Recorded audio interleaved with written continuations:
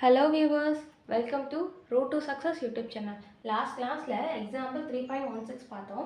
அதுக்கான லிங்கையும் டிஸ்கிரிப்ஷன்ல கொடுத்துருக்கேன், போய் செக் பண்ணிக்கோங்க. இன்னைக்கான கிளாஸ்ல exercise 3.5ல உள்ள ஃபர்ஸ்ட் ப்ராப்ளம் பார்க்கலாம். வாங்க. Simplify 4x² y divided by 2z² into 6xz cube divided by 20y power 4. அதாவது இந்த ரெண்டு டேர்மையும் மல்டிப்ளை பண்ணி எனக்கு வேல்யூ சொல்லுங்க அப்படின்னு சொல்லியிருக்காங்க. ஃபர்ஸ்ட் நான் given எழுதிக்க போறேன். given என்ன? 4x² y divided by 2z squared into 6xz cube divided by 20y power 4. இதான நம்ம மல்டிப்ளை பண்ணி ஆன்சர் சொல்லணும். ஸோ எனக்கு பாருங்க, மல்டிப்ளிகேஷன் பொறுத்த வரைக்கும் இந்த நியூமரேட்டர் எனக்கு இதுக்கும் சொந்தம், இதோட நியூமரேட்டர் எனக்கு இதுக்கும் சொந்தம். ஏன்னா இது ரெண்டு மல்டிப்ளைல இருக்கனால இது எல்லாமே எனக்கு ஒரு டேர்மாக கன்வெர்ட் ஆகிடும். சரியா? அப்போ நியூமரேட்டர் டினாமினேட்டர் வந்துட்டு எனக்கு என்ன பண்ணிக்கலாம்? ஈஸியாக இருந்துச்சுன்னா நம்ம கேன்சல் பண்ணிக்கலாமா? பாருங்க, எனக்கு இந்த z ஸ்கொயர்டும் இந்த z கியூப்ல z ஸ்கொயர் வரைக்கும் கேன்சல் ஆகி பேலன்ஸ் 1 மட்டும் இருக்கும். இங்க பாருங்க, 2 1s are 2 3s are 4 1s are 4 5s are 20. இங்க உள்ள ஒரு y-யும் இங்க உள்ள y power 4ல ஒரு y-யும் கேன்சல் ஆகி பேலன்ஸ் 3 இருக்கும். கரெக்ட்டா? அப்ப என்ன கிடைக்கும்? எனக்கு வந்து இங்க நியூமரேட்டர்ல x ஸ்கொயர் பேலன்ஸ் இருக்கும் இன்டு இங்க என்ன இருக்கும்? இங்க 3x, இங்க ஒரு z இருக்கும். டினாமினேட்டர்ல பார்த்தோம்னா 5y cube இருக்கும். கரெக்ட்டா? அப்ப என்ன கிடைக்கும்? 3x cube z divided by 5y cube. ஓகேவா? இந்த ப்ராப்ளம் எப்படி போட்டோம்னு புரிஞ்சுதா?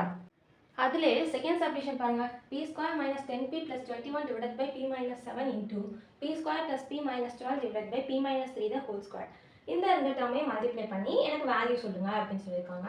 ஃபர்ஸ்ட் நான் given எழுதிக்க போறேன். given என்ன? p square minus 10p plus 21 divided by p minus 7 into p square plus p minus 12 divided by p minus 3 the whole square. Okay, இப்போ இந்த ரெண்டு டேர்மை நம்ம மல்டிப்ளை பண்ண போறோம். அதுக்கு முன்னாடி எனக்கு இந்த டேர்ம்ல நியூமரேட்டர் பாருங்க, எனக்கு ஒரு குவாட்ரேட்டிக் ஈக்குவேஷன் இருக்கு. நான் என்ன பண்ணிக்கலாம்? ஒரு குவாட்ரேட்டிக் ஈக்குவேஷனை ஃபேக்டரைஸ் பண்ணி சிம்பிளிஃபை பண்ணிக்கலாமா? பாருங்க, எனக்கு மல்டிப்ளை பண்ணா 21 வரணுமா, ஆட் பண்ணாவோ சப்ட்ராக்ட் பண்ணாவோ எனக்கு -10 வரணுமா? 7 3s are போட்டு பார்ப்போமா? 7 3s are 21, 7 plus 3 வந்து 10. ஆனா 10 வந்து எனக்கு எப்படி வந்திருக்கு? மைனஸ்ல வந்திருக்கு. மைனஸ்ல வந்துச்சுன்னா நான் ரெண்டு சைடும் மைனஸ் போட்டுக்கலாமா? ஏன்னா எனக்கு வந்து மல்டிப்ளிகேஷன் உள்ளது பிளஸ்ல வந்திருக்கு. அப்போ -7 into -3 plus 21, -3 ஆட் பண்ணா -3 -7 ஆட் பண்ணா எனக்கு -10 கிடைக்கும். அப்போ இங்க என்ன வந்துரும்? p - 7 into p - 3 divided by p - 7 into எனக்கு இங்கே ஒரு குவாட்ரேட்டிக் ஈக்குவேஷன் இருக்கு. நான் என்ன பண்ணணும்? இதையும் நான் ஃபேக்டரைஸ் பண்ணணும். பாருங்க, மல்டிப்ளை பண்ணா எனக்கு -12 வரணுமா, ஆட் பண்ணாவோ சப்ட்ராக்ட் பண்ணாவோ எனக்கு 1 வரணுமா? 4 3s are போட்டு பார்ப்போமா? 4 3s are 12, 4 - 3 வந்து 1.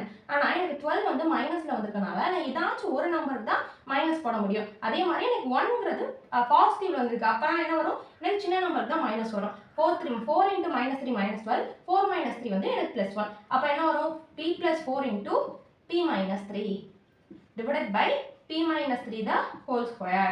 அப்போ இங்க நல்லா கவனிங்க, நியூமரேட்டர்ல இருக்கக்கூடிய p - 7ம் டினாமினேட்டர்ல இருக்கக்கூடிய p - 7ம் கேன்சல் ஆயிடும். இங்க உள்ள p - 3யும் இந்த p - 3 ஹோல் ஸ்கொயர்ல ஒரு p - 3யும் கேன்சல் ஆகி பேலன்ஸ் 1 இருக்கும். இங்க அகைன் எனக்கு இந்த நியூமரேட்டர்ல உள்ள p - 3யும் பேலன்ஸ் இருக்கக்கூடிய p - 3யும் கேன்சல் ஆயிடும். கரெக்ட்டா? அப்ப எனக்கு பேலன்ஸ் என்னதான் இருக்கும்? p + 4ங்கற ஒரு டேர்ம் மட்டும் தான் இருக்கும். அப்ப இந்த क्वेश्चनக்கான வேல்யூ என்ன? p + 4. இந்த ப்ராப்ளம் எப்படி போட்டோம்னு புரிஞ்சுதா? நெக்ஸ்ட் சப்டிவிஷன் பாருங்க. 5t cube divided by 4t minus 8 into 6t minus 12 divided by 10t.